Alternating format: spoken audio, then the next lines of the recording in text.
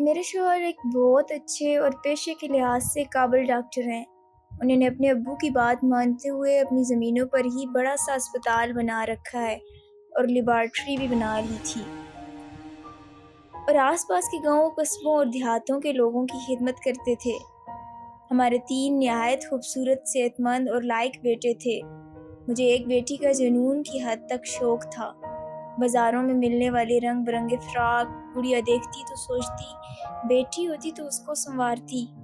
گاؤں کے لوگ بہت عزت اور محبت سے پیش آتے تھے، اپنے کھیتوں کی سوغاتیں بھیجتے نہ تھکتے۔ ان دنوں میں چوتھی بار ماں بننے جا رہی تھی۔ سب کچھ ٹھیک جا رہا تھا۔ طبیعت کی خرابی کی وجہ سے کبھی مجھے کوئی چیز سے کراہیت محسوس ہوتی اور کبھی میرا کوئی چیز کھانے کا بہت دل کرتا۔ کبھی سبزی، چکن، کڑھائی، چپلی کباب یا چٹنی، جو دل چاہتا وہی چیز لڑکا بنا دیتا۔ میں بہت خوش اور تھوڑی حیران ہو کر اس کو کہتی کہ ارے بھائی، میں تو تمہیں یہی بنانے کو کہنے والی تھی۔ کئی بار ایسا بھی ہوتا کہ جب مجھے کسی ایسی چیز کی طلب ہوتی تو گھر میں موجود نہ ہوتی، تو کوئی نہ کوئی مریض یا کوئی جاننے والا کوئی دروازہ بجا کر دے جاتا۔ میں سوچتی کہ یہ آنے والا بچہ بہت درجوں والا ہے۔ ایک روز میرے شوہر بہت زبردست بھرے لال سیب اور دوسرا پھل لائے۔ میرا دل چاہا اس کی جگہ کہیں سے آم آ جاتے۔ اس خیال پہ ہنسی آ گئی کہ یہ اکتوبر کا آخری مہینہ ہے اور مجھے آم کھانے کی خواہش۔ تھوڑی دیر بعد جب میں کچن میں آئی تو وہاں ملازم لڑکے نے کہا کہ یہ بی بی جی، ڈاکٹر صاحب کا ایک بوڑھا مریض بنگلے پر آم دے گیا ہے، میں نے دھو کر فریج میں رکھ دیے ہیں۔ میں حیران رہ گئی۔ میں نے کہا اس موسم میں؟ اس نے جواب دیا جب میں نے فریج میں دیکھا تو موٹے تر و تازہ آم پڑے تھے۔ میں کچھ خوفزدہ ہو گئی۔ میں نے شوہر کو بتایا۔ شوہر نے کہا تم وہمی ہو گئی ہو، سندھ کے علاقے گرم ہیں، وہیں سے کسی کے پاس سے آئے ہوں گے۔ تم اللہ کا شکر ادا کرو، یہ جو آنے والا بچہ ہے یہ پہلے سے ہی اپنی ماں کی خاطرداری کر رہا ہے۔ کچھ عرصے بعد ہمارے گھر نہایت خوبصورت بیٹی نے جنم لیا۔ بڑی بڑی کالی آنکھیں، بے حد سفید رنگ، جیسے اللہ تعالیٰ نے فرصت میں بنائی ہوں۔ لوگوں نے تحفوں کی ڈھیر لگا دیے۔ ایک دن میں بچی کو فیڈ کروا رہی تھی، بڑے سے کپڑے میں لپیٹ کر سلا کر باہر آ گئی۔ تھوڑی دیر بعد جب اندر گئی تو وہاں پر پھولوں سے سجی سرخ سبز سجاوٹ کی بڑی سی ٹوکری پڑی تھی۔ جب میں نے وہ قریب جا کر دیکھی تو میری آنکھیں کھلی کی کھلی رہ گئیں۔ خوبصورت چھوٹے فراق جن پہ بے حد خوبصورت کڑھائی اور گل بوٹے بنے ہوئے تھے، بچی کے پاؤں کے لیے چاندی کی پائل اور اس کے ہاتھ کے لیے چھوٹے چھوٹے سے گھنگرو لگے ہوئے کڑے، اس کے ساتھ زنجیر لگی سونے کی انگوٹھی، نرم گرم سے کمبل اور ایسی مٹھائی کے ڈبے جو میں نے زندگی میں نہ کھائی ہو۔ میں نے جلدی سے ملازم کو آواز دی۔ میں نے کہا یہ سب کون لایا ہے؟ اس نے کہا وہی آم لانے والا بابا، اور اس کے ساتھ ایک عورت تھی، اس نے نقاب پہنا ہوا تھا۔ عورت نے کہا بی بی جی، مجھے یہ پہچانتی ہیں؟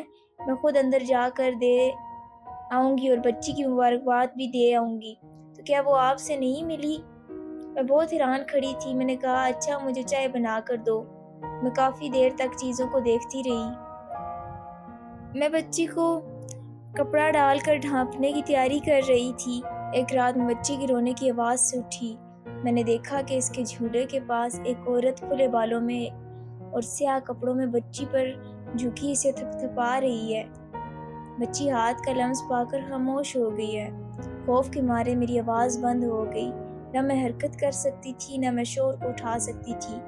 جیسے ہی اس عورت نے زیرو بلب کی روشنی میں سر اٹھایا تو میری جان نکل گئی۔ وہ انسانی شکل ہرگز نہیں لگ رہی تھی۔ وہ مجھے جاگتا دیکھ کر وہ سایہ پلک جھپکتے ہی غائب ہو گیا۔ میں نے فوراً بچی کو اٹھایا اور اپنے ساتھ لٹا لیا۔ صبح جب میں نے شوہر کو بتایا تو وہ ہنس پڑے۔ انہوں نے کہا تمہارے اعصاب بچی ہونے کی وجہ سے کمزور ہو گئے ہیں، اکثر عورتوں کو یہ مسئلہ ہوتا ہے، تم چکن سوپ، پھل وغیرہ زیادہ کھاؤ، نارمل ہو جاؤ گی، سارے وہم ختم ہو جائیں گے۔ ہمارے چوکیدار کو اچانک گاؤں جانا پڑا تو وہ 2-3 دن کے لیے اپنی 10 سال کی بیٹی کو میرے پاس چھوٹے موٹے کاموں کے لیے چھوڑ گیا۔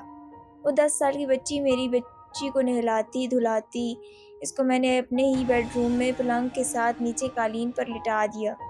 اگلے دن آدھی رات کو وہ اٹھ بیٹھی۔ اس نے کہا، بیوی جی، کسی کا پاؤں میرے پاؤں پر پڑا۔ میں جاگ گئی تو دیکھا ایک عورت تھی، بال اس کے کھلے ہوئے اور کالے کپڑے۔ اس نے دونوں پاؤں سے کھینچ کر مجھے کونے میں ڈال دیا اور خود بچی کے پلنگ پر جھک گئی۔ مجھے بہت ڈر لگ رہا ہے۔ وہ رونے لگی۔ میں نے اس پر آیت الکرسی اور چاروں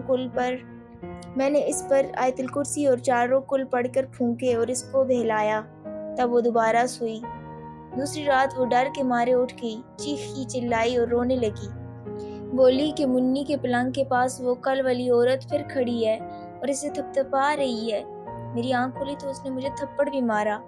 میرے شوہر بھی اٹھ گئے تھے۔ وہ غصے کے مارے دوسرے کمرے میں چلے گئے کہ سارا دن مریضوں کے ساتھ مغز ماری اور رات کو جنوں بھوتوں کے قصے۔ تم کم نہیں تھی تو یہ بھی آ گئی، تم دونوں وہمی ہو۔ ایسے ہی چھوٹے چھوٹے واقعات ہوتے رہے۔ میری بچی 2 سال کی ہو گئی تھی۔ جمعے کا دن تھا۔ اب میں نے ایک 12-13 سال کے لڑکے کو رکھا ہوا تھا جو کہ صفائی کرتا، گیٹ کھولتا بند کرتا۔ میں وضو کے لیے باتھ روم گئی اور بچی کو اس لڑکے کے حوالے کر دیا کہ منی کا دھیان رکھنا۔ میں وضو کرنے کی تیاری کر رہی تھی کہ باتھ روم کی کھڑکی سے مجھے بالکل واضح اور غصے میں بھری کسی شخص کی تیز آواز آئی کہ وضو بعد میں کرنا، جاؤ اپنی بیٹی کو بچا لو۔ میں ادھر ادھر دیکھنے لگی پر وہ آواز مجھے کہیں قریب سے آ رہی تھی۔ پھر وہ آواز آئی، تم نے سنا نہیں؟ بھاگو ورنہ وہ مار ڈالے گا لڑکی کو۔ اب میں کپ کپا کر اور ننگے پاؤں سین کی طرف بھاگی۔ وہاں کا منظر دیکھ کر میں چند سیکنڈ کے لیے ساکت رہ گئی۔ اس چھوٹے نے بچی کو لٹا کر اپنے پاؤں اس کے پیٹ پر رکھے ہوئے تھے اور اس کی نیپی کا سیفٹی پن جو کنڈے سے آٹومیٹک لاک ہو جاتا تھا اسے کھولنے کی کوشش کر رہا تھا۔ جب بچی مچلتی تو وہ اس پر تھپڑوں کی بارش کر دیتا۔ میں چیخی، کیا کر رہے ہو؟ مجھے اچانک ہوش آ گیا۔ میں نے اس کو زوردار جھٹکا دیا، وہ گر گیا۔ میں نے اپنی بچی کو گلے سے لگایا، بار بار اللہ تعالیٰ کا شکر ادا کیا۔ چھوٹے نے جیسے ہی اٹھنا چاہا تو وہ دوبارہ جا گرا۔ جیسے اٹھنے کی کوشش کرتا تو کوئی اسے پٹخ دیتا۔ وہ رونے لگا، بولا، میری توبہ بیوی جی، بس کریں، مجھے نہ ماریں، میں نے کچھ نہیں کیا، قسم لے لیں میں نے کچھ نہیں کیا۔ میں حیران پریشان اسے پٹتا دیکھتی رہی۔ میں نے کہا، لیکن میں نے تمہیں کیا کہا ہے؟ میں تم سے دور کھڑی ہوں، میں نے بچی پکڑی ہوئی ہے۔ وہ رو رہا تھا، بولا، بس کرو، مت مارو، میں نے کچھ نہیں کہا۔ اس کی نیپی گیلی تھی، اسے اتار رہا تھا، تڑپ کر رو رہا تھا۔